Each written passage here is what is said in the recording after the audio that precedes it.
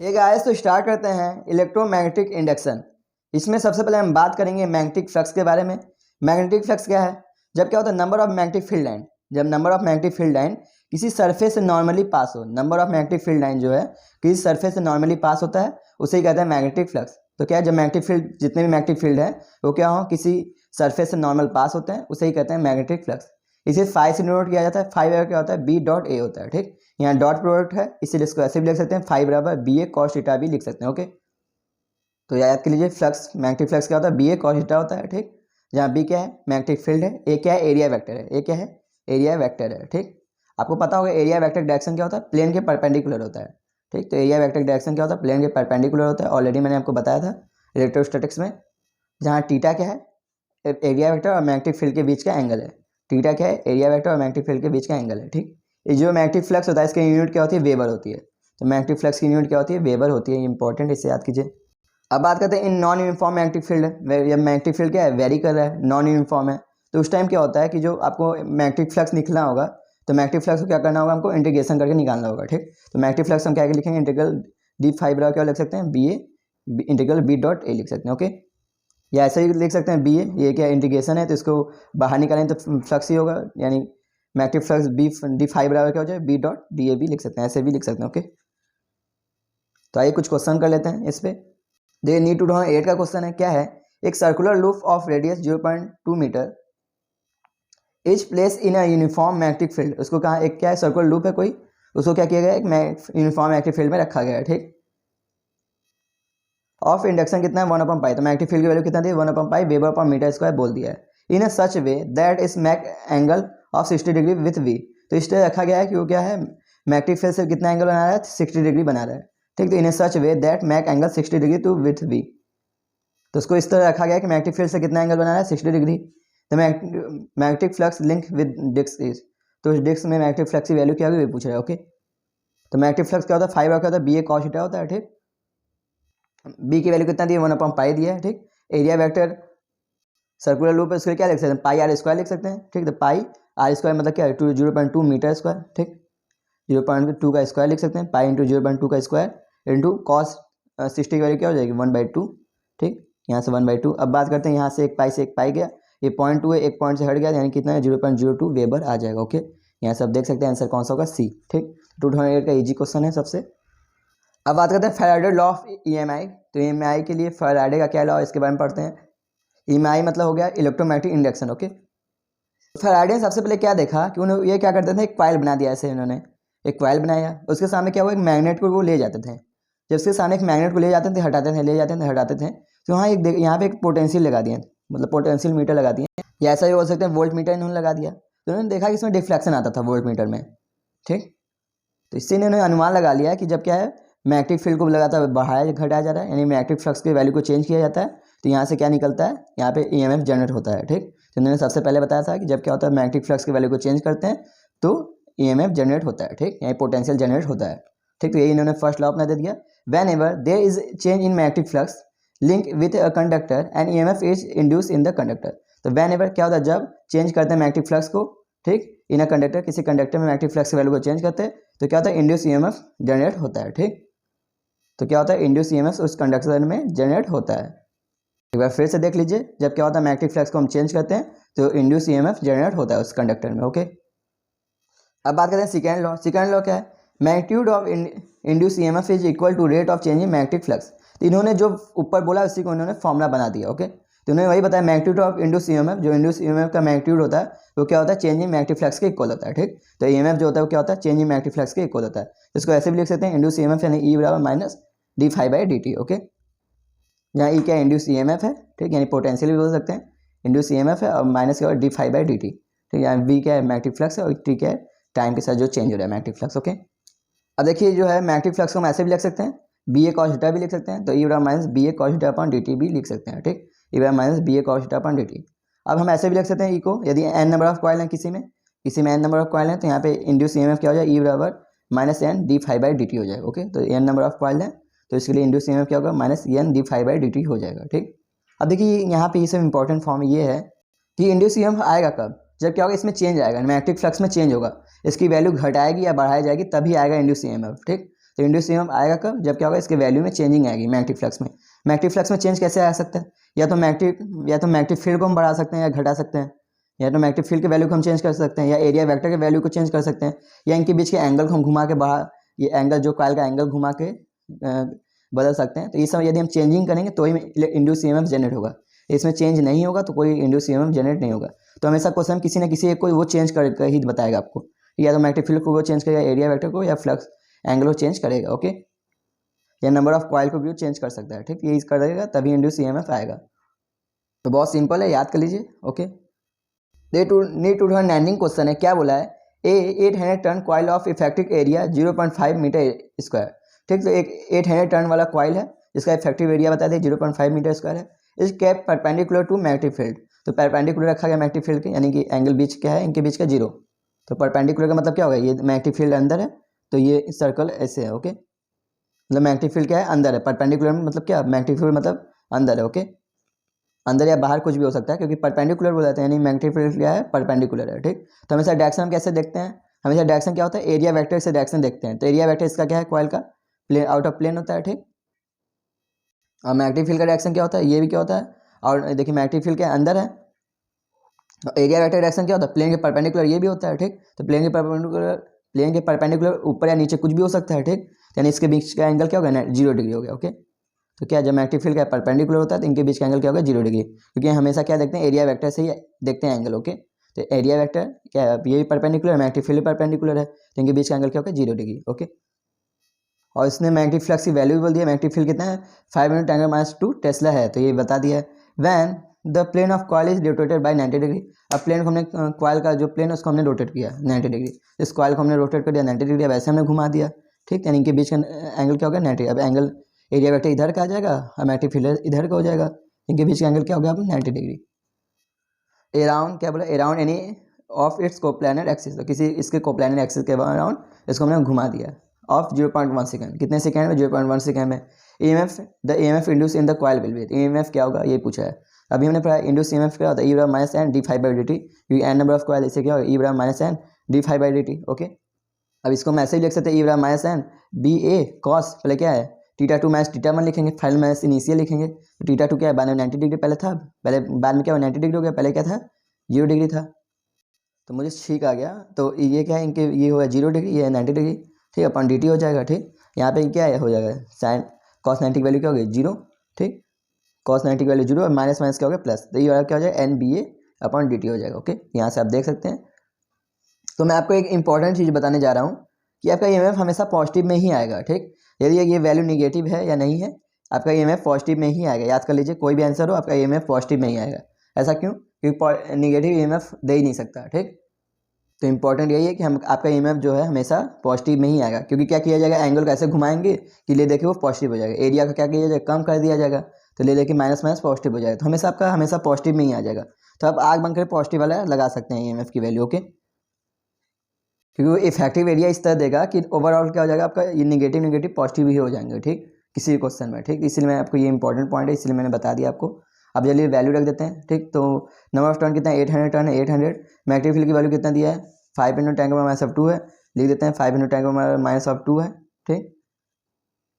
और effective area कितना है, 0.05 है, ओके। अब बस वैल्यू यहाँ पे, अब टाइम कितना है, 0.1 सेकेंड है, यहाँ टाइम भी हमने रख दिया, बस मल्टीप्लाई कीजिए आपका आंसर आएगा। सो ये क्वेश्चन में टाइम अगर 5 में है, क्वेश्चन क्या है, टाइम 5 × 10⁻5 मैग्नेटिक फील्ड की वैल्यू दिया है, ओके, तो हमको 5 ही रखना होगा। तो 800 × 5 × 10⁻5 इंटू 0.05 हो जाएगा अपॉन 0.1 सेकेंड, ठीक। चलिए बस काटेंगे यहाँ से, तो ये देखिए 0.1 है, ये 0.1 यानी यहाँ पे आ जाएगा, ठीक। ये हाफ हो जाएगा, यानी ये आ जाएगा 400 × 5 यानी हो जाएगा आपका 2000 के लिए इसमें डिवाइड करेंगे तो आपको लगभग ये आ जाएगा, ठीक। तो E बराबर का 2000 का 10⁻5 करेंगे तो आपका आ जाएगा 0.02 वोल्ट आएगा, आंसर क्या होगा, बी, ओके। तो स्टॉप करके आप कैलकुलेशन कर सकते हैं, ठीक।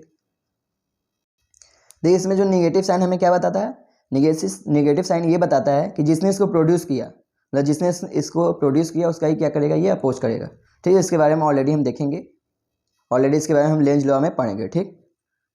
तो बस निगेटिव वैल्यू क्या बताया, ये इसका अपोज करा है ईएमएफ का, यही बता रहा है, ओके। अब बात करते हैं इंड्यूस चार्ज के बारे में। तो इंड्यूस चार्ज लिखना होगा तो कैसे लिखेंगे, तो E क्या होता है, माइनस d∅dt होता है, E क्या माइनस d∅dt, ई को हम क्या लिख सकते हैं, वी बराबर आई आर होता है, तो ई को हम क्या लिख सकते हैं, आई इंटू आर लिख सकते हैं। आई क्या करंट है, आर क्या रेजिस्टेंस है, तो ई बराबर ई को क्या लिख सकते हैं, आई इंटू आर लिख सकते हैं बराबर minus D five by D T. अब आई को हम क्या लिख सकते हैं, D Q by D T भी लिख सकते हैं, ठीक। तो D Q by D T करेंगे इसको, तो टी से टी कैंसिल हो जाएगा, तो आपका चार्ज की वैल्यू आ जाएगी डी फाइव बाई आर, ठीक। तो चार्ज क्या हो जाएगा, डी फाइव बाई आर, यहाँ फाइव क्या है मैग्नेटिक फ्लक्स है और आर क्या रेजिस्टेंस है, तो चार्ज क्या होगा, आर बराबर क्या होगा, डी फाइव बाई आर। तो ये भी आप याद कर सकते हैं, okay. They need to tank का क्वेश्चन है, क्या है, एक conducting circular loop is place in uniform active field B रहा कितना है 0.05 टेस्ला है, ठीक। तो एक कंडक्टिंग लूप है जिसका वो मैग्नेटिक फील्ड में रखा गया है, जिसकी वैल्यू क्या है 0.05 टेस्ला है, ठीक। और कैसे रखा गया, with his plane perpendicular to the loop, तो वही प्लेन के परपेंडिकुलर रखा गया, यानी इनके बीच का एंगल क्या हो जाएगा, नेट 0 डिग्री हो जाएगा। तो प्लेन के क्या है, परपेंडिकुलर है, यानी एरिया वेक्टर और मैग्नेटिक फील्ड के बीच का एंगल क्या होगा, 0 डिग्री, ठीक। The radius of loop is made to sink at constant rate 1 मिमी सेकेंड इनवर्स, ओके। यानी 1 मिली सेकेंड से क्या हो रहा है, इतने रेट से क्या होता है, इसका जो ये एरिया है वो क्या हो रहा है, सिंक हो रहा है, मतलब एरिया की वैल्यू घट रही है, ठीक। तो एरिया क्या किया जा रहा है, इतने की वैल्यू से इसको घटाया जा रहा है एरिया को, ठीक। 1 मिमी पर सेकेंड के रेट से घट रहा है। The induce E M F when radius is 2 centimetre, तो इंड्यूस ई एम एफ क्या होगा, जब उसका रेडियस पहले क्या था 2 सेंटीमीटर का था, ठीक। तो इंड्यूस ई एम एफ क्या होगा, जब उसका रेडियस क्या था 2 सेंटीमीटर का था, यही पूछ रहा है। तो देखिए मैं इसको ऐसे लिख सकते हैं, ई बराबर minus N D five by D T होता है, ठीक। एन तो इसमें है ही नहीं, कोई लूप एक ही लूप है, तो एन हम हटा सकते हैं, तो ई बराबर बी ए कॉस डा, तो डी फाइव हम क्या लिख सकते हैं, B A cos डीटा upon D T भी लिख सकते हैं। अब यहाँ पे क्या चेंज हो रहा है, एरिया वेक्टर, जो एरिया वेक्टर उसको चेंज किया जा रहा है, ठीक। तो एरिया वेक्टर क्या हो रहा है, घट रहा है, तो उसका एरिया क्या हो रहा है, घट रहा है, ठीक। तो इसीलिए क्या होगा, पहले एरिया घट रहा है, यानी क्या होगा, ये माइनस था तो हट गया, माइनस माइनस प्लस हो गया, ओके। तो ऑलरेडी ऐसे वैल्यू देगा कि ऑलरेडी आपका ईएमएफ जो होगा पॉजिटिव आ जाएगा, ठीक। एरिया घटाएगा या उसके जो है एंगल को उसको इस प्रकार चेंज करेगा कि ऑलरेडी ये पॉजिटिव आ जाएगा ईएमएफ, ओके। अब देखिए यहाँ पे जो एरिया है वो वेरी कर रहा है, एरिया वेरी कर रहा है, इसलिए हम क्या करेंगे, तो टाइम के साथ इसका इंटीग्रेशन करेंगे, ठीक। तो एरिया के टाइम के साथ इंटीग्रेशन करेंगे तो आपका आएगा, तो आपको इंटीग्रेशन करने में बहुत प्रॉब्लम होगा, इसलिए आप सिंपल से इसको याद कर लीजिए। इसका इंटीग्रेशन करेंगे टाइम के साथ, तो आप ऐसे याद कीजिए 2 पाई आर होता है, ठीक। एरिया के टाइम के साथ इंटीग्रेशन करेंगे तो एरिया को हम क्या लिख सकते हैं, 2 pi R D R by D T लिख सकते हैं, ओके। तो एरिया को इंटीग्रेशन करने में क्या गया, 2 pi R D R by D T, ठीक। जहाँ आर क्या है इसका रेडियस है, ओके। तो मैग्नेटिक फील्ड क्या लिख सकते हैं, बी बराबर क्या, एरिया को हम क्या लिख सकते हैं, इसको याद कर लीजिए, बहुत इंपॉर्टेंट है, आपको क्वेश्चन करने में ईजी होगा, ठीक। एरिया का इंटीग्रेशन करने में क्या होगा, 2 pi R D R by D T, ठीक। वैल्यू रखिए आपका आंसर आएगा, ठीक। मैग्नेटिक फील्ड की वैल्यू कितना है, 0.05 टेस्ला, 0.05 2 पाई इंटू आर की वैल्यू कितना है, 2 सेंटीमीटर था, ठीक। 2 इंटू 10 के बाद माइनस ऑफ 2 लिख देंगे, और कितने रेट से चेंज हो रहा है, तो 1 मिमी पर सेकेंड के रेट से चेंज हो रहा है, यानी D R by D T की वैल्यू हमें दे दिया है, कितना है 1 मिमी, ठीक। 1 मिमी पर सेकेंड है, यानी इसको ऐसे लिख सकते हैं 1 इंटू 10 के बाद माइनस ऑफ 3 लिख सकते हैं, ठीक। अब इसकी वैल्यू यहाँ पे कीजिए तो ये हो जाएगा 10 के बाद माइनस ऑफ 5 हो जाएगा, ये कितना होगा 0.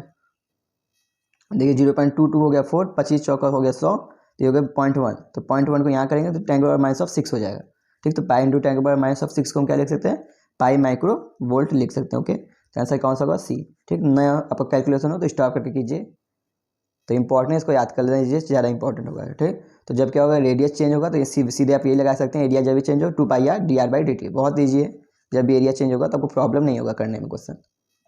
ये नीट 2012 का क्वेश्चन है, क्या एक coil of resistance 400 ohm is place a magnetic field, तो क्वाइल है जिसका रेजिस्टेंस 400 ओम का है, उसको क्या कर दिया गया है, एक मैग्नेटिक फील्ड में रखा गया है, ठीक। If it's magnetic flux 5 weber link with the coil very with time T, तो क्या है मैग्नेटिक फ्लक्स जो 5 वेबर है, मैग्नेटिक फ्लक्स की वैल्यू दे दी है 5 वेबर, लिंक करा है विथ क्वाइल के साथ क्या है, वेरी करा है टाइम के साथ, ठीक। तो टाइम के साथ वेरी करा है, एस क्या है 5 क्या है 50 टी स्क्वायर प्लस 4, ठीक। तो किस फॉर्म में वेरी करा है, फिर 5 क्या है 50 टी स्क्वायर प्लस 4 के फॉर्म में वेरी करा है।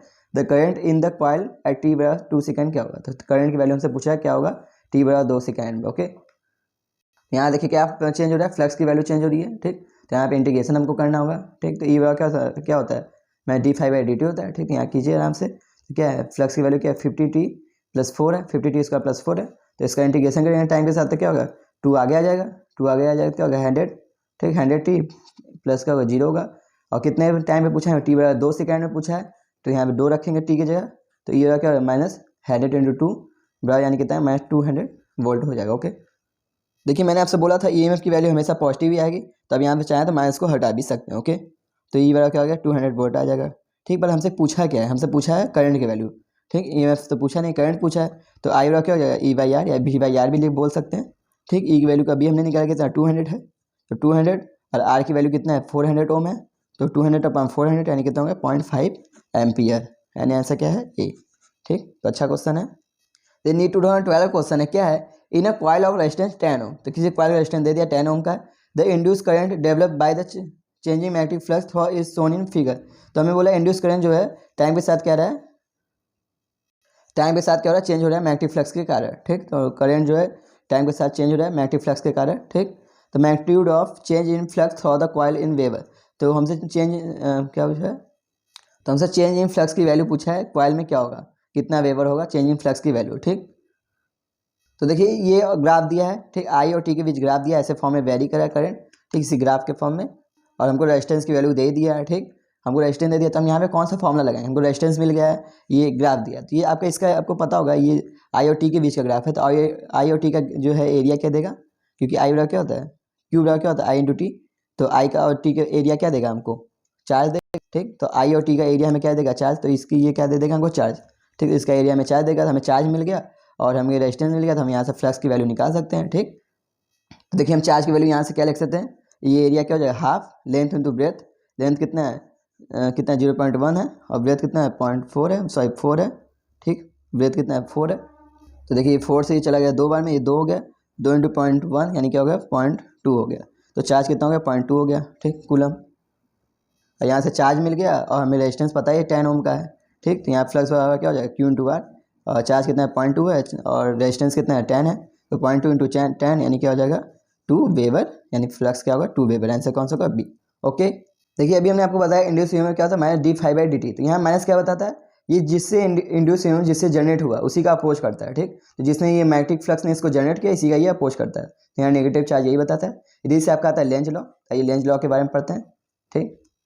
अब बात करते हैं जो लेंज लॉ ये हमें बताता है डायरेक्शन ऑफ इंड्यूस करंट, तो लेंज लॉ ही हमें बताएगा इंड्यूस करंट का डायरेक्शन, ठीक। तो ये इंपॉर्टेंट है, इसी को हमें पढ़ना है। क्या बोलता है the direction of induce current या EMF in such that oppose the causing is produce, तो क्या बोलता है जो इंड्यूस ईएमएफ यानी इंड्यूस करंट का जो डायरेक्शन है या ईएमएफ का डायरेक्शन है वो क्या है, वो इस प्रकार होता है कि जिसने इसको प्रोड्यूस किया उसी का, जिस कॉज ने इसको प्रोड्यूस किया उसी का अपोज करेगा, ठीक।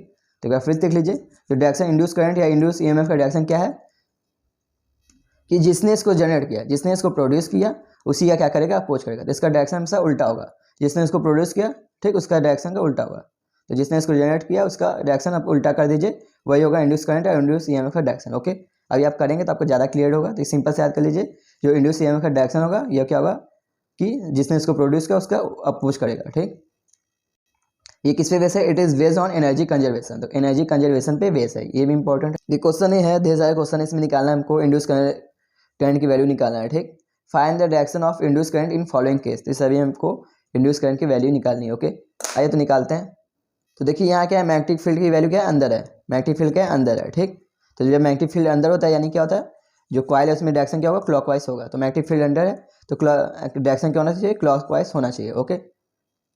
तो करंट का डायरेक्शन तो क्लॉकवाइज होना चाहिए, लेकिन यहाँ पे क्या है मैग्नेटिक फील्ड इंक्रीजिंग है, मैग्नेटिक फील्ड क्या हो रहा है इंक्रीज हो रहा है, ठीक। तो हमेशा इसलिए डायरेक्शन उल्टा हो जाएगा, तो क्या है मैग्नेटिक फील्ड बढ़ रहा है तो उसको घटाने की कोशिश करेगा, ठीक। तो हमेशा इसका डायरेक्शन उल्टा हो जाएगा, जो चीज़ बढ़ रहा है उसको घटाएगा, ठीक। तो यहाँ पे क्या है मैग्नेटिक फील्ड यहाँ अंदर की ओर है, यानी क्या है क्लॉकवाइज है, जब मैग्नेटिक फील्ड क्या है अंदर की ओर होता है यानी क्या होगा क्लॉकवाइज हुआ, ठीक। तो यानी ये अभी क्या है मैग्नेटिक फील्ड बढ़ रहा है तो इसको घटाने के लिए क्या होगा इंड्यूस करंट का डायरेक्शन क्या हो जाएगा उल्टा हो जाएगा, इंड्यूस करंट का डायरेक्शन क्या होता है उल्टा होता है, यानी ये क्या है बढ़ रहा है मतलब अंदर की ओर है, ठीक। मैग्नेटिक फील्ड क्या है तो उसको घटाने के लिए पीछे यानी उल्टा लगा देगा, एंटी क्लॉकवाइज लगाएगा, ठीक। अब देख सकते हैं मैग्नेटिक फील्ड से इसकी वैल्यू क्या होगी, मैग्नेटिक फील्ड जब अंदर होता है तो करंट का डायरेक्शन क्या होता है क्लॉकवाइज होता है, ठीक। लेकिन क्या हो जाएगा इसके लिए इंड्यूस करंट की वैल्यू क्या हो जाएगी एंटी क्लॉक होगी, तो करंट की डायरेक्शन क्या हो जाएगी एंटी क्लॉकवाइज, यहाँ लिख सकते हैं करंट क्या होगा anti clockwise in loop, okay. Induce current की वैल्यू क्या होगी, आइए इसके लिए देख लेते हैं। तो देखिए यहाँ पे क्या है ये करंट क्या हो रहा है इसमें इंक्रीज हो रहा है, इस वाले में करंट इंक्रीज हो रहा है, ठीक। तो इस वाले कॉइल में क्या होगा तो जब इसमें करंट इंक्रीज होगा तो मैग्नेटिक फील्ड इसके कारण कहाँ आएगा, देखिए आपको मैंने सिखाया था ऑलरेडी, राइट हम थंब रूल हमने बताया था कि अपना करंट अपने थंब को करंट के डायरेक्शन रखिए और जहाँ पे अपने आपको मैग्नेटिक फील्ड निकालना है वहाँ अपने फिंगर फैलाइए, तो करंट यहाँ मैग्नेटिक फील्ड जहाँ हमको निकालना है वहाँ अपने फिंगर फैलाएंगे यानी अंदर हो गया मैग्नेटिक फील्ड, तो मैग्नेटिक फील्ड कहाँ है अंदर की ओर है, ठीक। इससे आप देख सकते हैं, ठीक। तो यहाँ पे क्या करंट बढ़ रहा है तो मैग्नेटिक फील्ड जब अंदर है तो जो कॉइल है इसमें करंट कहाँ होना चाहिए क्लॉकवाइज होना चाहिए, तो करंट का डायरेक्शन तो ऐसे होना चाहिए ना, लेकिन ऐसे नहीं होगा क्योंकि क्या है करंट बढ़ रहा है, तो इसको घटाने के लिए क्या करेगा, इसका अपोज करेगा, इसे करंट का डायरेक्शन इसमें भी क्या होगा, एंटी क्लॉकवाइज होगा।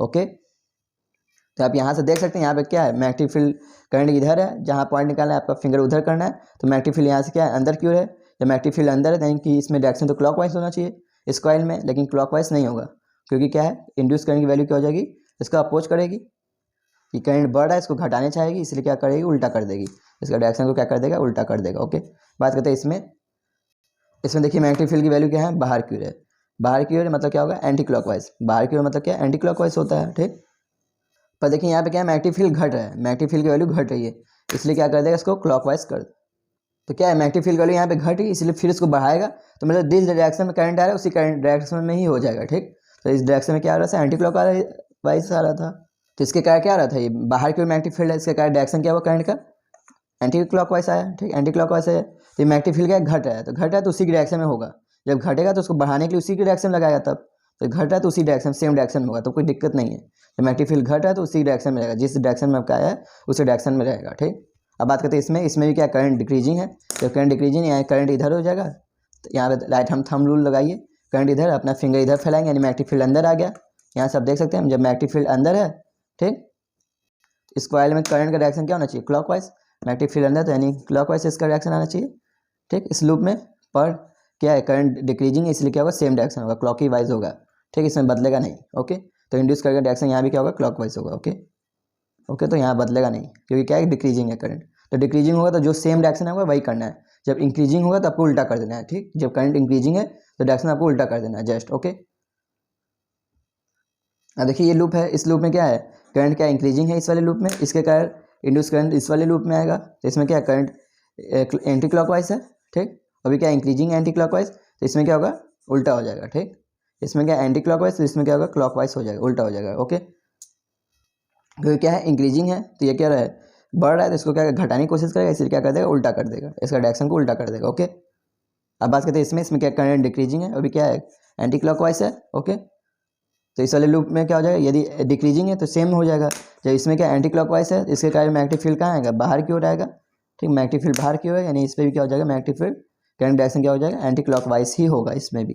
ओके, तो जब क्या है डिक्रीजिंग है तो करंट डायरेक्शन वो जो डायरेक्शन आएगा उसी डायरेक्शन में आप कर देंगे, ये जब इंक्रीजिंग है तो उसके डायरेक्शन को उल्टा कर दीजिएगा। ठीक, जब भी करंट बोले इंक्रीजिंग है तो डायरेक्शन को उल्टा कर दीजिएगा, जब करंट क्या है सॉरी करंट जब डिक्रीजिंग है तो सेम डायरेक्शन होगा, जो डायरेक्शन आपका है वही डायरेक्शन होगा, जब करंट क्या इंक्रीजिंग है तो डायरेक्शन उल्टा कर दीजिएगा बस।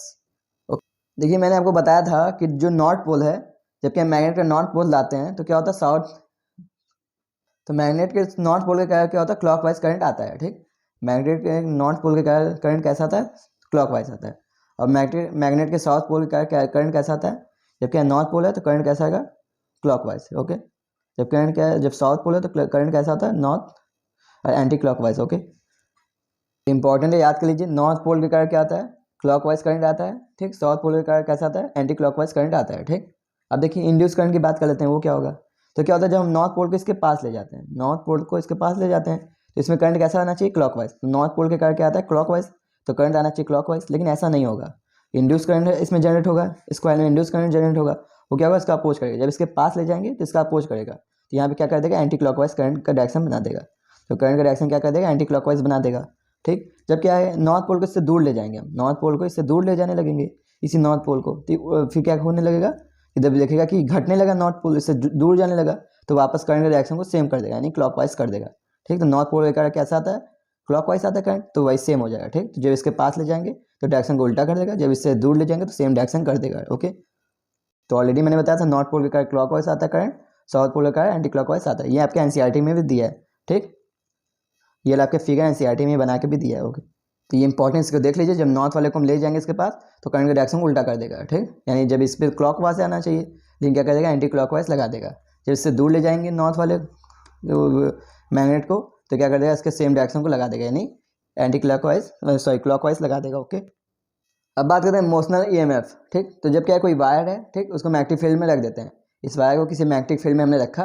ठीक, अब इसको वायर को हमने क्या किया वी वेलोसिटी इसको ले गया, इसको मूव करा रहे हैं। ठीक, वी वेलोसिटी इसको घुमा रहे हैं तो यहाँ पे क्या होगा मोशनल ईएमएफ आ जाएगा। ठीक, तो इंड्यूस ईएमएफ जनरेट हो जाएगा, इसकी वैल्यू क्या होगी v cross v into year. Okay, यानी बहुत अच्छा होता है इंड्यूस ईएमएफ, ई बराबर क्या होता है ई बराबर क्या होता है V cross B dot L, V cross B dot L, जहाँ वी क्या है इसकी वेलोसिटी है, जिस वेलोसिटी से उसको मूव कराना है इस वायर को, बी क्या मैग्नेटिक फील्ड है, एल क्या है इस डॉट का लेंथ है, जो मतलब इस वायर का लेंथ है। अब देखिए बहुत इंपॉर्टेंट है, आपके सिलेबस में ये तीनों परपेंडिकुलर ही रखेगा, ठीक। यदि मैग्नेटिक फील्ड लेंथ ऐसे है तो वेलोसिटी किधर कर देगा, मैग्नेटिक फील्ड को इसके परपेंडिकुलर, तो तीनों एक्स वाई जेड तीनों को ही परपेंडिकुलर रखेगा, ठीक। एक को एक्स में रखेगा, एक वाई को एक को जेड में रखेगा, ओके। देखिए इसको वेलोसिटी को एक्स में रखा है, इसको लेंथ को वाई में रखा है और मैग्नेटिक फील्ड को जेड में रखा है। तो हमेशा ऐसे ही क्वेश्चन आपको मिलेगा, तीनों क्या करेगा परपेंडिकुलर वाला ही देगा, ठीक। तो आपको कुछ ये सब करना ही नहीं है, डॉट क्रॉस लिखना ही नहीं है, आपको सीधे से याद करना है ई बराबर वी वी एल, बवाल, ई बराबर वी वी एल, ठीक। वी क्या है मैग्नेटिक फील्ड है, वी क्या है वेलोसिटी, एल क्या है इस वायर का लेंथ है, ठीक। ई बराबर वी वी एल बवाल याद कर सकते हैं। अब बात करते हैं ईएमएफ ऑफ रोटेटिंग रॉड, कोई रॉड को रोटेट कराते हैं तो क्या होता है, तो जब रॉड को रोटेट कराते हैं तो इंड्यूस ईएमएफ क्या होगा, ई बराबर वी वी एल, आपने अभी पढ़ा है यहाँ पे।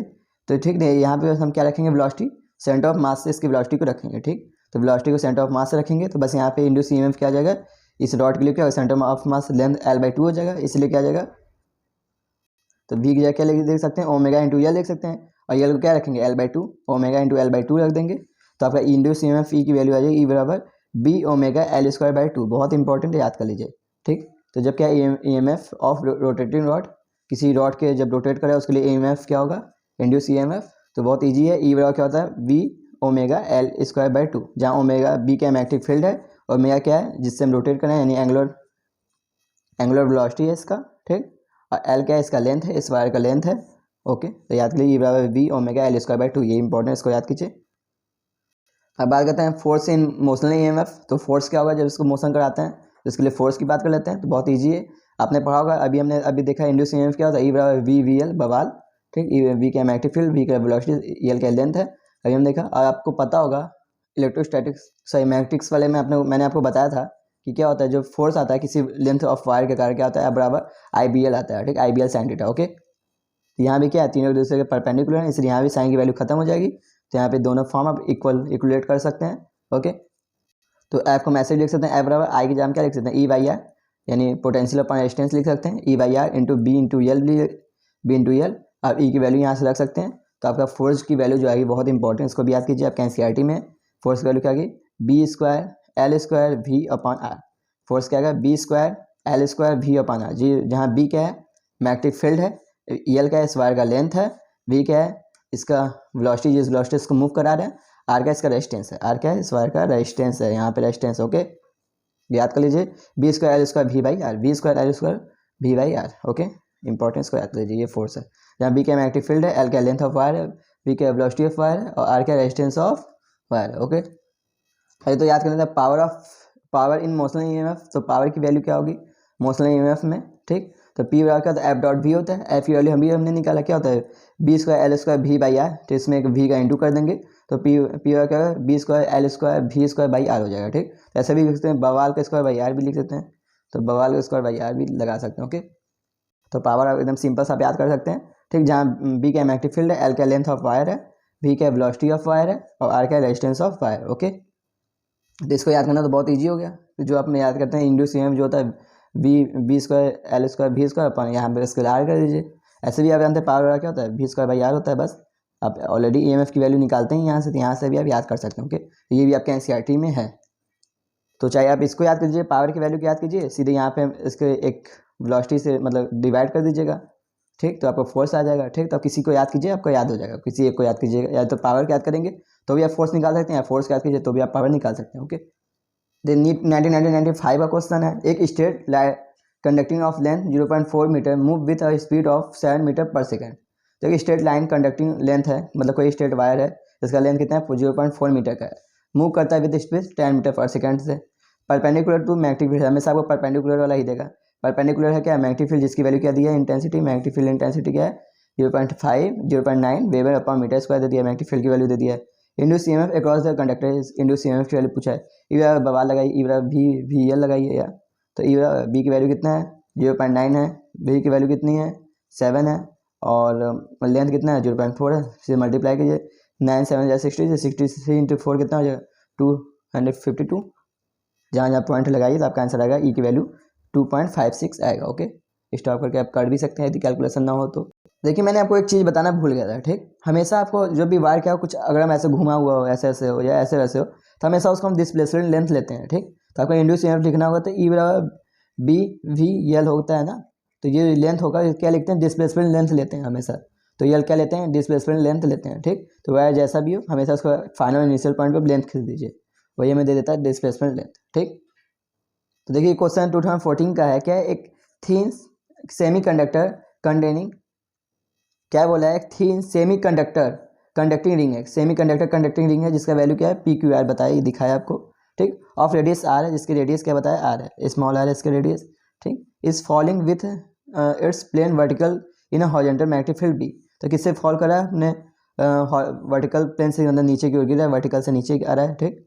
ठीक, क्या रहा है, वही बोला है, फॉल करता है, falling with plane vertical, plane के वर्टिकली मतलब नीचे की ओर आ रहा है, ठीक। Vertically in horizontal magnetic field, यानी मैग्नेटिक फील्ड बाहर की ओर है, हॉरिजॉन्टल मैग्नेटिक फील्ड के वर्टिकल ये गिर रहा है, मतलब इस तरह गिर रहा है, ठीक। अब देखो मैं बता सकता हूँ, फिगर में भी ऐसे दिखा है गिरते हुए, ठीक।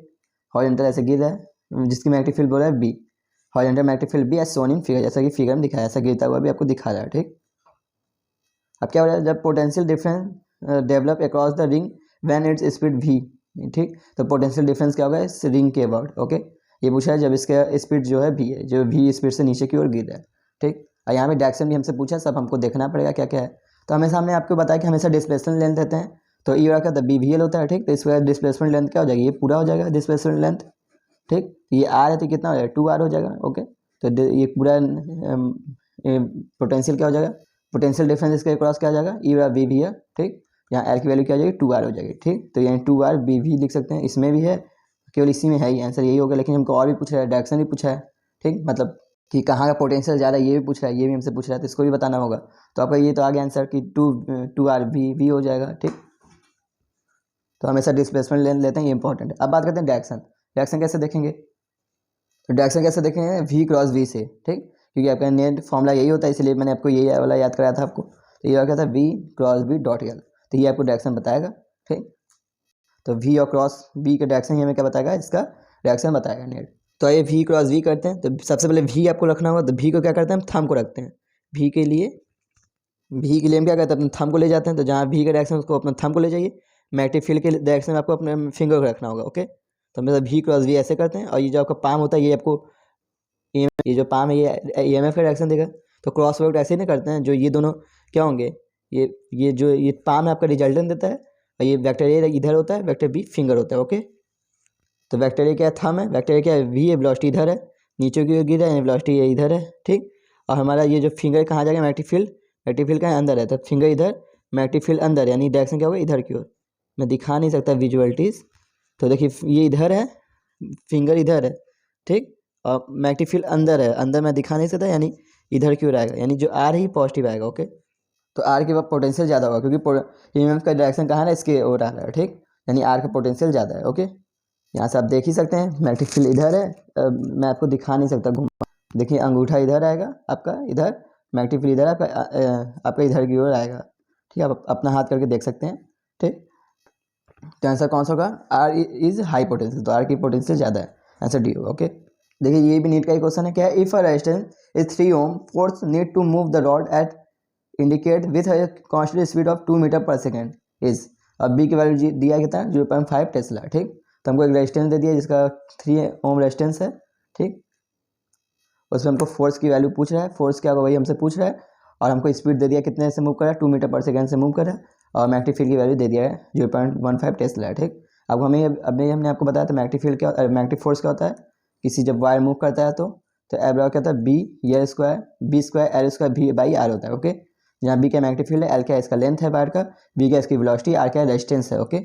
बस वैल्यू रखिए जल्दी, वी क्या 0.15 टेस्ला है, तो रखिए 0.5 इंटू 0.5 रख सकते हैं बी स्क्वायर को, ठीक। यल स्क्वायर को हम क्या लिख सकते हैं, इसका लेंथ कितना दिया है, एल की वैल्यू भी ब्रैकेट में ही दिया था, एल की वैल्यू कितना है 0.5 मीटर है, ओके। तो एल की वैल्यू भी दिया कितना है 0.5 मीटर है, तो 0.5 इंटू 0.5 हो जाएगा, का स्क्वायर है इसलिए ऐसे भी लिख सकते हैं 0.5 इंटू 0.5, और वी की वैल्यू कितना है 2 मीटर पर सेकेंड से मूव कर रहा है, इसमें क्या हो जाएगा 2 अपॉन कितना है रेजिस्टेंस का, अपॉन आर है, मैंने आर की वैल्यू कितना है 3 है, रेजिस्टेंस कितना है 3 है, ठीक। बस इसको आप क्रॉस कीजिए, तो देखिए ये इसको हम 15-15 कर सकते हैं, इधर से भी पॉइंट पॉइंट हटा सकते हैं। ओके, ये इसको 15 करेंगे, इसको 15 करेंगे तो यहाँ पे क्या हो जाएगा कि 10⁻⁴ हो जाएगा। और देखिए 0.5 है, ये 2 है तो यहाँ 1 हो जाएगा इसकी वैल्यू, और ये तो 0.5 आपका रह जाएगा। ठीक, ये हो जाएगा 10⁻⁴ 15 × 15 × 0.5 अपॉन का हो जाएगा 3। इसको आप काटेंगे तो ये जाएगा 5 बार में, तो 15 × 5 = 75, 75 × 0.5 तो आपका 3.75 ×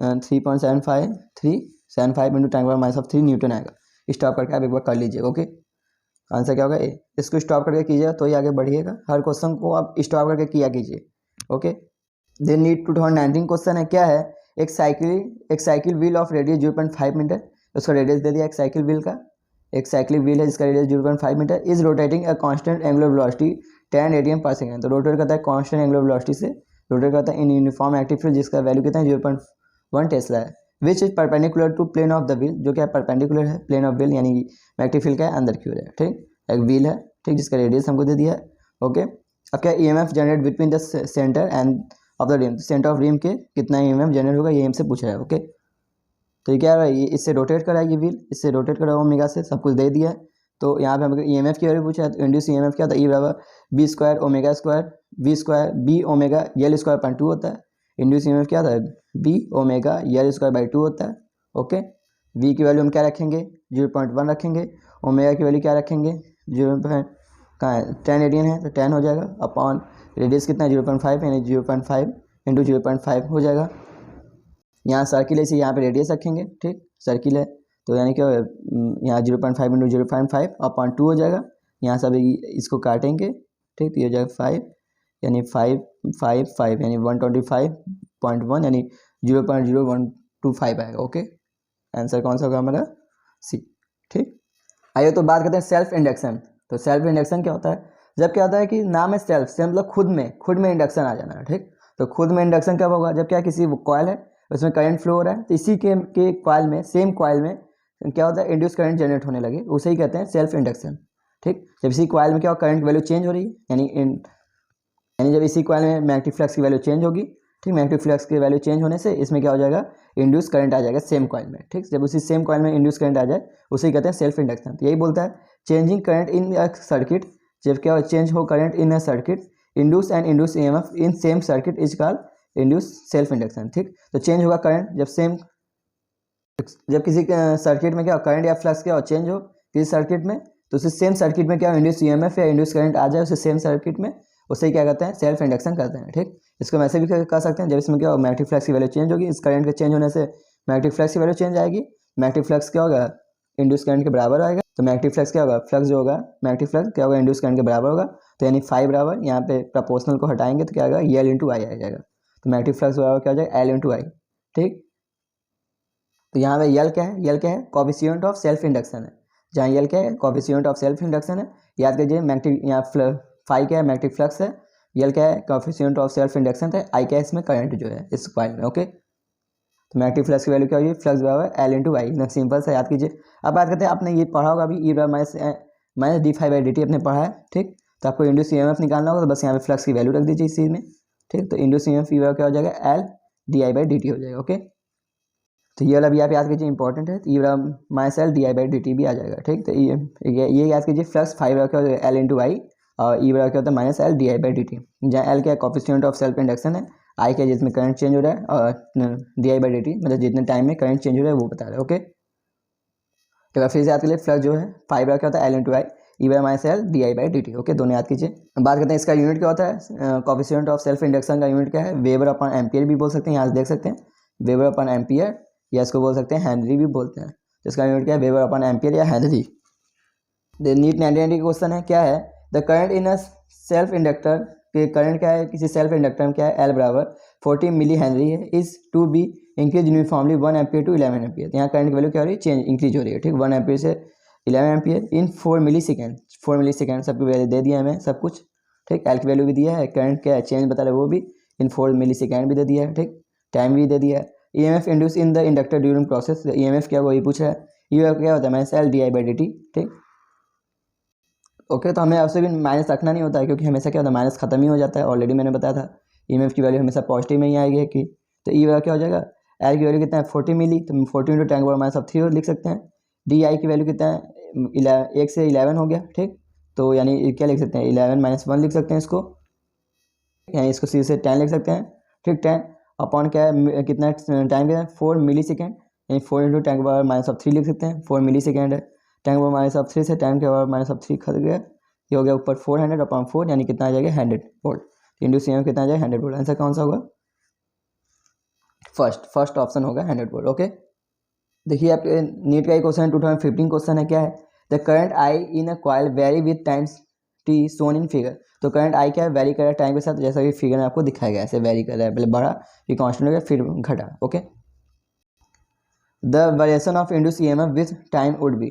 तो इंड्यूस ईएमएफ में क्या वेरिएशन आएगा, यही हमसे पूछा है, इंड्यूस ईएमएफ में क्या वेरिएशन आएगा। ओके, तो आप जानते हैं इंड्यूस ईएमएफ ई बराबर क्या होता है, -L/di/dt होता है। इंड्यूस ईएमएफ क्या होता है, ई बराबर -L/di/dt, ठीक। तो देखिए di/dt का जो स्लोप है, जो इसका स्लोप है वही इसके बराबर आएगा, इंड्यूस ईएमएफ के बराबर आएगा, ठीक। इसका ये जो इसका स्लोप जो होगा यही क्या देगा, इंड्यूस ईएमएफ के बीच ग्राफ देगा। ओके, तो ये स्लोप देख लेते हैं। तो देखिए पहला क्या है, इंक्रीजिंग हो रहा है, करंट तो इंक्रीजिंग हो रहा है, लेकिन इसका स्लोप क्या है, कांस्टेंट हर जगह, देखिए क्या है, कांस्टेंट है वैल्यू, ठीक। इसका हर जगह स्लोप क्या है, कांस्टेंट है, ठीक। तो स्लोप क्या है, कांस्टेंट। तो कांस्टेंट वाला ग्राफ कौन कौन सा, ये दोनों ग्राफ है कांस्टेंट वाला, ठीक। ये वाला है नहीं, ठीक, ये वाला भी नहीं है, इसमें भी है कांस्टेंट लेकिन हर जगह कांस्टेंट है। ओके, तो ये दोनों होगा, इसमें ये दोनों क्या है, कांस्टेंट है, इसमें भी कांस्टेंट है। ओके, फिर देखिए फिर क्या, करंट क्या हो गया, करंट जो है कांस्टेंट हो गया, करंट कांस्टेंट हो गया, लेकिन इसका स्लोप क्या हो गया, जीरो। करंट कांस्टेंट हो गया लेकिन इसका स्लोप देखेंगे तो क्या हो गया, जीरो। तो यहाँ पे क्या है, जीरो, यहाँ भी क्या है, जीरो, तो सेम है, ठीक है, सही चल रहा है, ठीक। फिर क्या हो गया, करंट क्या हो गया, डिक्रीज हो गया, करंट डिक्रीज हो गया, लेकिन इसका स्लोप यहाँ भी क्या है, कांस्टेंट है, इसका स्लोप क्या है, कांस्टेंट। तो कांस्टेंट वाला स्लोप होगा, अभी क्या होगा, डिक्रीज वाला होगा, ठीक। डिक्रीज तो आप देखेंगे ये वाला होगा, तब तो आपके हिसाब से यही होना चाहिए। पहले क्या था, करंट बढ़ा था, तो यानी ये में बढ़ना चाहिए, फिर क्या होगा, घटना चाहिए, लेकिन हमेशा क्या होता है, माइनस में होता है ग्राफ आपका, क्या होता है, ई -L/di/dt होता है, इसलिए माइनस वाला होगा, इसलिए इसका उल्टा हो जाएगा, ठीक। तो पहले क्या था, बड़ा था, इसलिए क्या होगा, पहले घटने वाला लगेगा, ठीक। इंड्यूस ईएमएफ क्या होगा, पहले घटेगा, घटने वाला स्लोप होगा, क्योंकि क्या है, पहले स्लोप क्या है, कांस्टेंट, इसे कांस्टेंट स्लोप होगा ये, फिर क्या होगा, जीरो हो गया, तो जीरो हो गया, ठीक। स्लोप क्या है, जीरो हो गया, फिर क्या है, फिर कांस्टेंट है, मतलब स्लोप क्या है, फिर कांस्टेंट है, ठीक। यहाँ भी क्या हो गया, कांस्टेंट हो गया। ओके, और भी क्या है, डिक्रीज हो रहा है, इसलिए क्या हो जाएगा, ये इंक्रीज वाला हो जाएगा। तो क्योंकि क्या है, निगेटिव में होता है, इसलिए ये वाला ग्राफ सही होगा। ओके, अब बात करते हैं एनर्जी स्टोर इन इंडक्टर। तो किसी इंडक्टर में कितना एनर्जी स्टोर, इसके बारे में बात करते हैं। तो बहुत सिंपल से फॉर्मूला, यू बराबर क्या होता है, हाफ L/I², ठीक। तो एनर्जी स्टोर क्या होता है, यू बराबर पोटेंशियल एनर्जी के फॉर्म में एनर्जी स्टोर होता है, यू बराबर क्या होता है, हाफ L/I², ठीक। एल क्या है, कोएफिशिएंट ऑफ सेल्फ इंडक्शन है, आई क्या है, इसमें जो करंट फ्लो है वो, ठीक। तो यू बराबर क्या हो जाए, हाफ L/I², ठीक। एल क्या है, कोएफिशिएंट ऑफ इंडक्टर, एल क्या है, अरे एल क्या है, कोएफिशिएंट ऑफ इंडक्टर, आई क्या है, करंट है। ओके, देखिए आपके नीट 2018 का ही क्वेश्चन है, क्या बोला है, the magnitude of potential energy store in certain inductor is 25 millijoule. तो पोटेंशियल एनर्जी बता दिए कितना स्टोर है किसी इंडक्टर में, कितना है, 25 मिली जूल है इंडक्टर में, ठीक। When the current in inductor is 60 milliampere, current की वैल्यू दे दिया कितना, 60 मिली एम्पियर है।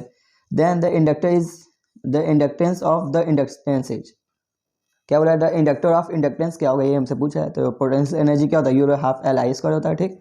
यू की वैल्यू कितना है, 25 मिली है, ठीक। तो 25 इंटू 10 में सब 3 हो जाएगा, हाफ L, आई की वैल्यू कितना है, 60 मिली हेनरी है, ठीक।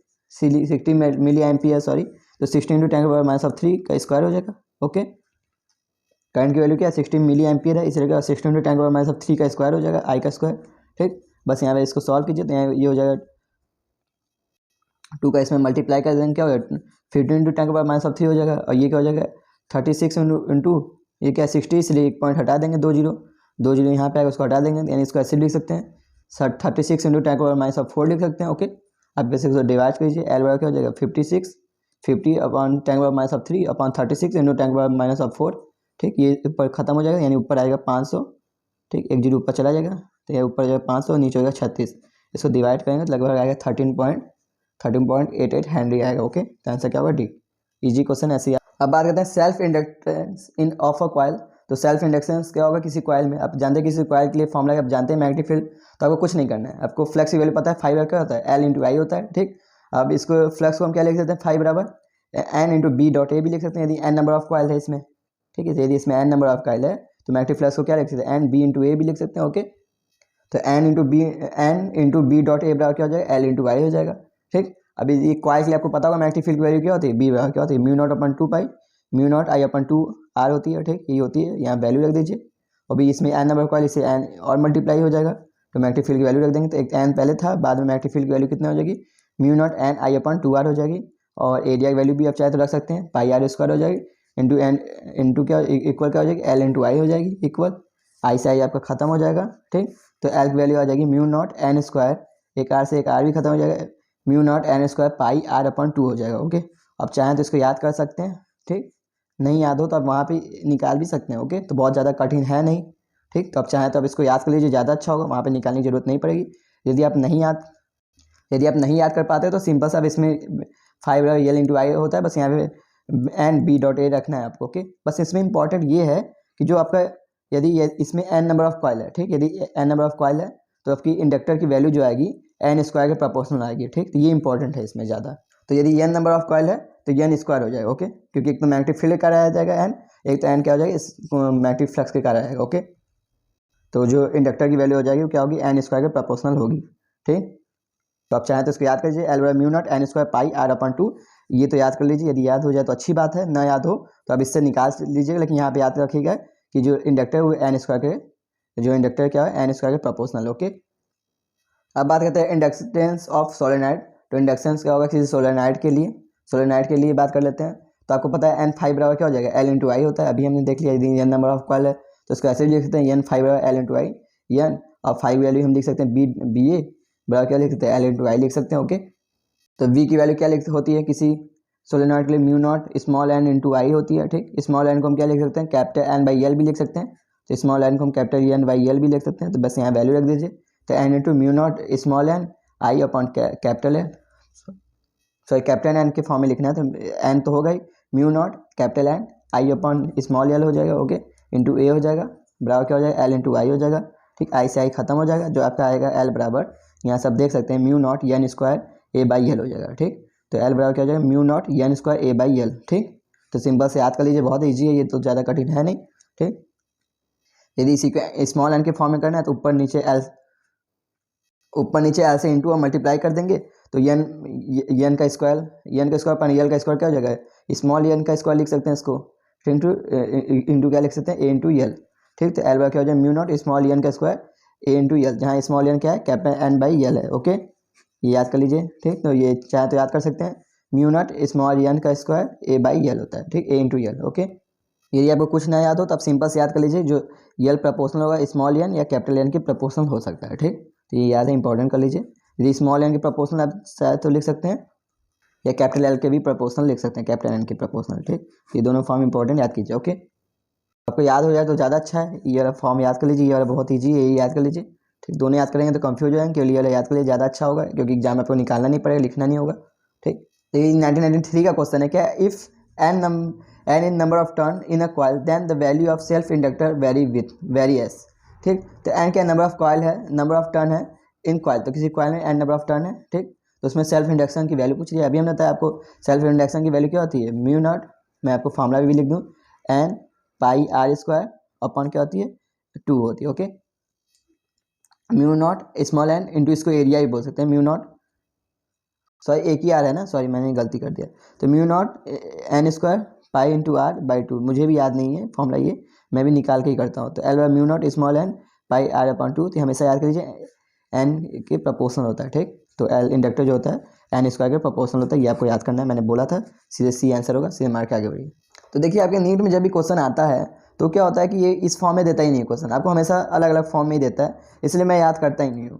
ठीक, तो किस फॉर्म में देखा है, देखिए क्वेश्चन है, एक long solenoid has 1000 turn when current 4 ampere flow through it's. तो एक लॉन्ग सोलेनॉइड है जिसमें क्या है 1000 टर्न है। ठीक, एक लॉन्ग सोलेनॉइड है जिसमें क्या है 1000 टर्न है, इसमें करंट की वैल्यू कितना है, आई बराबर कितना है 4 एम्पियर दे दिया है। ठीक, flow through it, magnetic flux link with each turn off solenoid is, magnetic flux की वैल्यू दे दिया है 4 × 10⁻³ दी है weber. The self inductance of the solenoid is, तो सेल्फ इंडक्शन की वैल्यू दे दी, पूछ रहा है। ठीक, तो आपको सी से यहाँ पे हमको वहाँ पे कुछ सब कुछ दे दिया है यहाँ पे, तो हमको अपना वो फॉर्मूला लिखने की जरूरत ही नहीं है। तो आपको क्या होता है, मैग्नेटिक फ्लक्स की वैल्यू क्या होती है, एन फाइव बराबर एल इंटू आई होती है। सी ये आप फॉर्मूला लगाइए, एन फाइव बराबर एल इंटू आई, एन की वैल्यू कितना है 1000 टर्न है, तो 1000, फ्लक्स की वैल्यू कितना है, ये 4 × 10⁻³ दिया है। ठीक, बराबर क्या होता है एल की वैल्यू हमसे पूछा है। ठीक, और जो ये हमारा करंट है कितना 4 एम्पियर, 4। ठीक, यहाँ एक 4 से एक 4 खत्म हो गया, 10⁻³ होता है 1000 क्या हो गया, खत्म हो गया, एल की वैल्यू कितना है 1 हेनरी आ गया। ओके, आंसर क्या होगा बी। ठीक, तो हमेशा आपके इसी फॉर्म में क्वेश्चन दिया है अब तक जब भी नेट में, इसलिए मैंने अभी तक उसको याद किया ही नहीं वो फॉर्मूला। ठीक, लेकिन आप याद के लिए ज़्यादा इंपॉर्टेंट होगा, पर ये आपको याद करना है कि एन स्क्वायर का प्रोपोर्शनल होता है जो इंडक्टर की वैल्यू होती है। ओके, अब बात करते हैं म्यूचुअल इंडक्शन। तो म्यूचुअल इंडक्शन क्या है? ऐसा फिनोमेना है जिसमें क्या होता है, एक कॉइल में करंट चेंज हो लेकिन दूसरे कॉइल में एक कॉइल में ईएमएफ चेंज हो, एक कॉइल में क्या हो, फ्लक्स चेंज हो, दूसरे कॉइल में क्या हो जाए, करंट आ जाए। ठीक, तो एक ऐसा फिनोमेना है जब क्या होता है, एक कॉइल में फ्लक्स की वैल्यू चेंज हो, ठीक, तो दूसरे कॉइल में अपने आप क्या हो जाए, करंट जनरेट हो जाएगा। ठीक, तो इसी कहते हैं इंड्यूस ईएमएफ, इंड्यूस मतलब म्यूचुअल इंडक्शन इसी को कहते हैं। ओके, ये क्या लिखता है NCERT? Mutual induction is the phenomena of producing of induce EMF या induce current in one coil due to change of current in neighbouring coil. तो किसी दूसरे कॉइल में चेंज ऑफ फ्लक्स होने से किसी दूसरे कॉइल में क्या करंट जनरेट हो जाए, यही फिनोमेना कहते हैं म्यूचुअल इंडक्शन। ओके, तो मान लीजिए जो φ2 है यहाँ पे हमने इस दूसरे कॉइल में हमने चेंज किया था फ्लक्स को, इसलिए हम इसको ऐसे लिख सकते हैं φ2 बराबर m इंटू आई लिखेंगे। ठीक, तो पहले वाले में आपको करंट आ गया, इसलिए क्या लिखेंगे, φ2 बराबर m इंटू आई लिखेंगे। ओके, तो φ2 बराबर m इंटू आई, यहाँ पे वैल्यू रखनी होगी सबकी, φ2 लिखना होगा क्योंकि दूसरे वाले कॉइल में हमने किया फ्लक्स, पहले वाले में क्या आ गया, करंट आ गया, तो φ2 प्रोपोर्शनल होगा i1 के, यानी φ2 बराबर क्या हो जाएगा, m इंटू आई। एम क्या है, coefficient of mutual induction. Okay, इसको इंड्यूस ईएमएफ के लिखना है यदि हमको, तो कैसे लिख सकते हैं, ई बराबर यानी E2 दूसरे में इंड्यूस ईएमएफ आया, या इसको मैं ऐसे भी लिख सकते हैं E2 बराबर minus M D I by D T भी, D I one by D T भी लिख सकते हैं। ओके, तो E2 बराबर होगा M D I one by D T हो जाएगा। ओके, क्योंकि एक में क्या है, करंट वैल्यू चेंज हो रही है, तो दूसरे में क्या जा रहा है, इंड्यूस ईएमएफ आ रहा है या फ्लक्स आ रहा है। ओके, तो एक में चेंजिंग आ रहा है करंट का, तो दूसरे में फ्लक्स आ रहा है। ओके, तो यही है, इसलिए इसको ऐसे लिखेंगे E2 बराबर minus M D I one by D two. Okay, तो यहाँ पे जो हमेशा इधर वाला E2 लिखना है, इधर 1 लिखना है। ओके, तो आप ऐसे भी याद कर सकते हैं। अब बात करते हैं mutual induction for two concentric coil के लिए। तो जब क्या है, दो कोसेंट्रिक कॉइल है, उसके लिए म्यूचुअल इंडक्शन क्या होगा, तो क्या है, पहले वाले कॉइल में क्या है, करंट फ्लो हो रहा है, तो दूसरे वाले में इंड्यूस ईएमएफ आ जाएगा। पहले में क्या है, करंट लगातार बदलेगा, चेंजिंग आएगा करंट में, तो दूसरे में क्या आ जाएगा, इंड्यूस ईएमएफ आ जाएगा। ओके, तो पहले में क्या है, करंट क्या हो रहा है, चेंज हो रहा है, तो दूसरे में फ्लक्स आएगा, तो n2 इंटू फाइव बराबर क्या हो जाएगा, m इंटू आई वन हो जाएगा। ओके, यहाँ जल्दी वैल्यू रखेंगे, तो n2 हो जाएगा, और ये φ2 क्या लिख सकते हैं, b इंटू ए लिख सकते हैं। ठीक, b इंटू ए, अब b की वैल्यू क्या होगी, देखिए करंट इसमें चेंज हो रहा है, इसलिए इसी में मैग्नेटिक फील्ड आएगा, जो बड़ा वाला कॉइल इसी में करंट आ रहा है, तो करंट इसी में है, तो इसी में मैग्नेटिक फील्ड प्रोड्यूस होगा। ठीक, तो बड़े वाले मैग्नेटिक फील्ड का वैल्यू क्या हो जाएगी, म्यू नॉट n1 आई, बड़ा के लिए क्या है n1 है, इसलिए सब n1 हो जाएगा, n1 आई अपन 2r हो जाएगा। ठीक, बराबर हो जाएगा n1 i1 भी लिख सकते हैं, n1 i1 अपन 2r। ठीक, और इंटू क्या हो जाएगा, इसका एरिया, छोटे वाले का एरिया। ओके, फ्लक्स किस में आएगा, छोटे वाले में आएगा। ठीक, तो पहले वाले में करंट था, इसलिए पहले वाले में मैग्नेटिक फील्ड आएगा, इंटू छोटे वाले का एरिया, इंटू क्या आएगा, m इंटू आई वन आएगा। ठीक, यहाँ आई से आई आप खत्म कर दीजिए, तो आपका आ जाएगा n1 mu naught pi R square upon 2r, यहाँ से आप देख सकते हैं। ठीक, इंटू एम, तो यानी एम बराबर आ जाएगा mu naught n1 n2 pi into small R का स्क्वायर, पाई स्मॉल आर का स्क्वायर अपन 2r हो जाएगा। ओके, तो देखिए इसमें आप कंफ्यूज हो सकते हैं कि किसमें क्या था, किसमें R1 था, किसमें R2 था, इसलिए इसको आपको याद करना होगा। ठीक, इसको मैं बहुत सिंपल से याद करता हूँ, Munna. Okay, Munna by R 2r, Munna by 2r याद कर लीजिए। ठीक, मैं mutual induction for two concentric coil के लिए याद कर लीजिए, मुन्ना बाई 2r। ठीक, जहाँ एरिया के यहाँ देखिए mu naught n1 n2 mu naught n1 n2 Munna, ए क्या हो गया, ए यानी एरिया इसका हो गया। ठीक, तो एरिया हमेशा छोटा लेग रखना होगा। ठीक, छोटा लेग का कॉइल का रखना होगा एरिया, तो म्यू नॉट n1 n2 छोटा लेग एरिया अपन 2r जो है रेडियस बड़े वाला। ओके, इसको सिंपल से याद कर लीजिए, मुन्ना बाई 2r, एकदम सिंपल से याद हो जाएगा। और जो है म्यूचुअल इंडक्शन प्रोपोर्शनल है दोनों n1 n2 दोनों कॉइल के, नंबर ऑफ कॉइल के, और म्यूचुअल इंडक्शन किस पे प्रोपोर्शनल, ये भी प्रोपोर्शनल पे भी पूछता है, स्मॉल आर का स्क्वायर अपॉन कैपिटल आर, इस पर भी प्रोपोर्शनल है। देखिए इसमें आप कंफ्यूज हो सकते हैं किसमें n1 रखना है, किसमें n2, इसलिए आपको फॉर्मूला याद करना जरूरी होगा। फॉर्मूला याद करना है, साथ ही साथ ये प्रोपोर्शनल किसके, ये भी, तो m जो प्रोपोर्शनल होगा इसके small R square upon capital R, तो इसके प्रोपोर्शनल है, और इनके नंबर ऑफ कॉइल के प्रोपोर्शनल रहता है।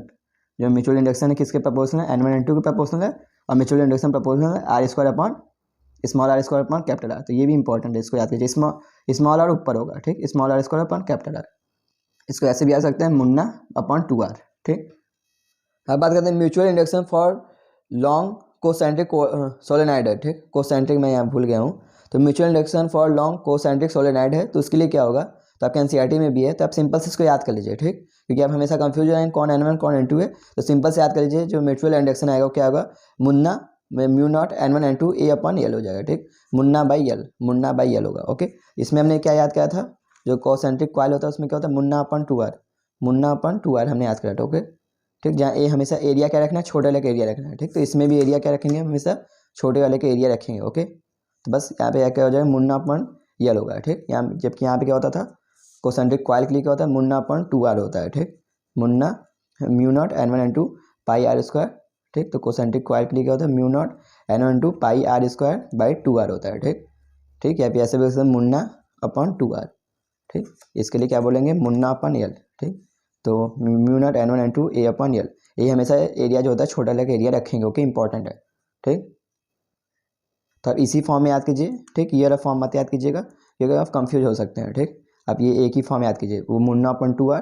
ठीक, ये मुन्ना अपन यल, तो ऐसे आपको याद रहेगा। जहाँ पे एरिया हमेशा क्या रखना है, छोटे वाले का एरिया रखना है, ये दोनों में यही है। ओके तो क्या एक बार फिर से देख लीजिए, mutual induction for two long coaxial solenoid के लिए क्या होता है, m बराबर म्यू नॉट n1 n2। इसको इसमें हमेशा एरिया छोटा रखते हैं, पाई r स्क्वायर अपन यल। ठीक, तो मुन्ना अपन एल। ठीक, देखिए अपने नीट का क्वेश्चन 2021 का है, इसी साल का, मतलब एक साल पहले क्वेश्चन है। ठीक है, two conducting circular loop of radius r1 r2 are placed in a same plane with ds central coinciding. ठीक, तो वही कोएक्सियल वाला वो है, लूप है। तो क्या है, two conducting circular loop of r1 r2 are placed in same plane with central coinciding. ठीक, इफ r1 ज़्यादा है, ठीक r1 ज़्यादा है r2 से, यानी r1 ज़्यादा है r2 से। ओके, तो mutual induction m between will be directly proportional to, तो म्यूचुअल इंडक्शन की वैल्यू पूछा है m क्या होगा, किसके प्रोपोर्शनल होगा। ठीक, तो हमने अभी आप कहता है मुन्ना अपन 2 याद करना है। ठीक, मुन्ना अपन 2r, हमेशा r की जो एरिया होगा हमेशा छोटे वाले का रखना है। ठीक, तो मुन्ना अपन 2r, एरिया आपको छोटा लेना, यानी जो म्यूचुअल इंडक्शन प्रोपोर्शनल है स्मॉल r स्क्वायर के अपॉन कैपिटल R। तो म्यूचुअल इंडक्शन प्रोपोर्शनल है small r square upon capital R। ठीक, स्मॉल r कौन सा है, r2 को बोला है स्मॉल r। ठीक, स्मॉल r किसको बोला है, r2 को बोला है, इसलिए क्या लिखेंगे, r2 का स्क्वायर अपॉन r1 रखेंगे। ओके, तो आंसर कौन सा होगा, डी होगा। ओके, ये गलती मैंने कर दिया था, स्मॉल हमेशा छोटे का स्क्वायर अपन कैपिटल बड़ा वाला स्क्वायर रखते हैं। ठीक, तो छोटा वाला स्क्वायर कौन सा है, r2 है, तो यानी r2 का स्क्वायर अपन r1 का स्क्वायर होगा। आंसर कौन सा होगा, डी। ठीक, तो छोटा वाला अपन बड़ा रखते हैं। ओके, इंपॉर्टेंट है। अब देखिए क्या होता है, जब क्या होता है, दो सेल्फ इंडक्शन को हम क्या करते हैं, कंडक्ट कर देते हैं। दो सेल्फ इंडक्शन को एक साथ हम कनेक्ट कर देते हैं, तो हमारा क्या बन जाता है, म्यूचुअल इंडक्शन बन जाता है। ठीक, तो दो सेल्फ कंडक्टर से ही हम क्या बना सकते हैं, म्यूचुअल इंडक्शन की वैल्यू निकाल सकते हैं। तो दो कोफिशिएंट ऑफ सेल्फ कंडक्टर से म्यूचुअल कंडक्टर की वैल्यू को निकाल सकते हैं। ओके, तो कोफिशिएंट ऑफ कपलिंग इसको बोलते हैं, ये फिनोमेना को। जब क्या होता है, दो सेल्फ कंडक्टर के जो है सेल्फ इंडक्टर के दोनों जो कोफिशिएंट है, इससे हम क्या बना सकते हैं, म्यूचुअल इंडक्शन बना सकते हैं। इसी को कहते हैं coefficient of coupling. Flux link 100%, यदि क्या है, ये कब होगा ऐसा, ये फॉर्मूला जब क्या हो, फ्लक्स का लिंकेज 100% होगा, बस जितना फ्लक्स इससे निकला उतना फ्लक्स इसमें चला जाए, फ्लक्स का लिंकेज 100% हो, तब ये क्या होगा, ये फॉर्मूला का वैल्यू होगा। तो क्या होगा, जो म्यूचुअल इंडक्शन की वैल्यू होगी m बराबर क्या होगा, रूट L1 इंटू L2। तो m बराबर क्या होगा, रूट L1 L2 होगा। ठीक, तो यही जब क्या दो इंडक्टर को हम एक साथ लगा देंगे सेल्फ इंडक्टर को, तो क्या बन जाएगा, म्यूचुअल इंडक्टर बन जाएगा। उसकी वैल्यू होती है m बराबर रूट L1 L2। ओके, ये 2006 का ही क्वेश्चन है आपके।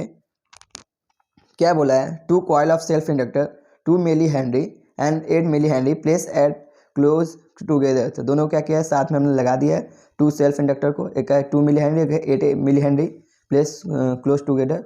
That effective flux is one coil is completely link with other. तो जो इफेक्टिव फ्लक्स है पूरा का पूरा कंप्लीटली क्या हो रहा है, लिंक हो जा रहा है दूसरे से। ठीक, द क्या है, mutual induction between the coils. तो म्यूचुअल इंडक्शन क्या होगा, कॉइल का, वही पूछ रहा है। एम बराबर क्या होता है, जब 100% लिंकेज है तभी ये फॉर्मूला लगेगा। एम बराबर क्या होता है, रूट L1 L2 हो जाएगा। एम बराबर रूट एल की वैल्यू, L1 कितना है 2 मिली हेनरी और ये कितना है 8 मिली हेनरी, तो 2 इंटू 8 इंटू 10⁻6 लिख सकते हैं, मिली में। ठीक, तो ये हो जाएगा 16 हो जाएगा, 16 का क्या हो जाएगा 4 आ जाएगा, तो 4 बाहर निकल जाएगा, और 10⁻6 है तो क्या हो जाएगा -3 बाहर निकल जाएगा। तो म्यूचुअल इंडक्शन क्या होगा, 4 इंटू 10⁻3 आ जाएगा, आंसर क्या होगा, डी। ओके, अब बात करते हैं ईडी करंट। ईडी करंट क्या है, चेंज इन मैग्नेटिक फील्ड। जब मैग्नेटिक फील्ड में चेंज होता है या मैग्नेटिक फ्लक्स में हम जब चेंज करते हैं तो क्या प्रोड्यूस होता है, इंड्यूस करंट या इंड्यूस ईएमएफ जनरेट होता है। तो जब हम क्या करते हैं, मैग्नेटिक फ्लक्स में चेंज करते हैं तो या मैग्नेटिक फील्ड में चेंज करते हैं तो इससे क्या होता है, इंड्यूस करंट जनरेट होता है। दस induce current can develop induce electric field. तो इसी इंड्यूस करंट से क्या बनने लगता है, इसी में इलेक्ट्रिक फील्ड बनने लगता है। ठीक, जब इंड्यूस करंट डेवलप हो गया तो उससे क्या बन जाएगा, इलेक्ट्रिक फील्ड डेवलप हो जाएगा। ठीक, इसी इलेक्ट्रिक फील्ड को या इसी इलेक्ट्रिक, ये जो करंट है जिससे क्या ये इलेक्ट्रिक फील्ड जनरेट होगा, इसी करंट को हम क्या करेंगे, this current look like ED. तो ये जो करंट है ईडी, मतलब कि एक ईडी यानी होता है वाटर या वर्लपूल, यानी जो ऐसे वाटर में बनता है ना, ऐसे सर्कुलर टाइप का, ऐसे गोला गोला, उसी कहते हैं वाटर या वर्लपूल जो बनता है वाटर में। तो ये जो करंट है कैसा दिखता है, ईडी की तरह, मतलब वाटर वॉलपूल की तरह दिखता है ऐसे ऐसे, इसलिए hence is name eddy current. तो ये कैसा था, वैसे सर्कुलर टाइप का दिखता है, इसलिए इसको क्या कहते हैं, ईडी करंट कहते हैं। ठीक, तो जिस करंट लुक लाइक ईडी, ये करंट ईडी की तरह दिखता है, इसलिए क्या कहते हैं, ईडी करंट कहते हैं। तो एक बार फिर से देख लीजिए, जब क्या होता है चेंज इन मैग्नेटिक फील्ड या मैग्नेटिक फ्लक्स में जब हम चेंज करते हैं तो जिससे क्या होता है, इंड्यूस करंट आता है। ठीक, इसी इंड्यूस करंट से इसमें क्या डेवलप हो जाता है, इलेक्ट्रिक फील्ड, इसमें हर जगह इलेक्ट्रिक फील्ड डेवलप होने लगता है। जब इंड्यूस करंट आ गया तो उससे क्या होगा, इंड्यूस इलेक्ट्रिक फील्ड डेवलप होगा। जो ये करंट इलेक्ट्रिक फील्ड जनरेट कर रहा है, ठीक, ये करंट कैसा होता है, सर्कुलराइड होता है, मतलब गोला गोला बन जाता है ये करंट। ठीक, इलेक्ट्रिक फील्ड का कैसा बन जाता है, सर्कल बन जाता है। ठीक, तो this current look like ED, ये करंट कैसा दिखने लगता है, ईडी सर्कल की तरह दिखने लगता है, इसलिए इसको क्या कहते हैं, ईडी करंट कहते हैं। ओके, अब बात करते हैं बहुत खराब होता है ईडी करंट, क्यों, कि जब ये क्या इलेक्ट्रिक फील्ड जनरेट होगा तो इसका क्या पावर इसमें बहुत ज़्यादा खर्च होगा, इलेक्ट्रिक फील्ड का क्या होगा, बहुत ज़्यादा पावर खर्च होगा। तो यही पढ़ते हैं undesired effect of eddy current. तो कौन कौन सा अनडिजायर्ड इफेक्ट है इसके बारे में पढ़ते हैं। Eddy current cause unnecessary heating and wastage of power. तो जो ईडी करंट है बहुत ही ज़्यादा हीटिंग करता है, बहुत ही ज़्यादा कॉइल में हीटिंग कर देता है, और जिससे क्या होता है, बहुत ज़्यादा पावर हीट, बहुत ज़्यादा कॉइल को हीट करता है और साथ ही साथ पावर को बहुत ज़्यादा वेस्ट करता है। ठीक, ईडी करंट क्या करता है, बहुत ज़्यादा कॉइल को गर्म कर देता है। ठीक, हीटिंग इफेक्ट लाता है बहुत ज़्यादा, और क्या करता है, बहुत ज़्यादा पावर को वेस्ट करता है। ठीक, heating produce of eddy current may even damage the insulator of coil. इसी ईडी करंट के कारण क्या होता है, जो उसका कॉइल है क्या होता है, कभी कभी जल भी जाते हैं। ठीक, इसी ईडी करंट के कारण ही। ओके, तो ये दोनों पॉइंट इसका सबसे खराब है। अब बात करते हैं किस में देखने को मिलता है ईडी करंट। जो eddy current are produce inside of iron core of electric motor. जो इलेक्ट्रिक मोटर होता है वहाँ के आयरन कोर में दिखता है। ठीक, डायनेमो जो जनरेटर होता है उसमें, और किसमें, कोर ऑफ ट्रांसफार्मर। तो ट्रांसफार्मर के कोर में भी आपको देखने को मिलता है ईडी करंट। ठीक, इसलिए ट्रांसफार्मर के कोर को क्या करते हैं, लैमिनेट करके बनाया जाता है। ठीक, तो इसलिए ट्रांसफार्मर के कोर को लैमिनेट करके बनाया जाता है ताकि ईडी करंट जो की वैल्यू को मिनिमाइज किया जा सके। तो ये भी है इसका यूज। ओके, तो इस तरह हम ये लेक्चर को ख़त्म करते हैं। आई होप कि ये लेक्चर आपको अच्छा लगा होगा। Thank you so much.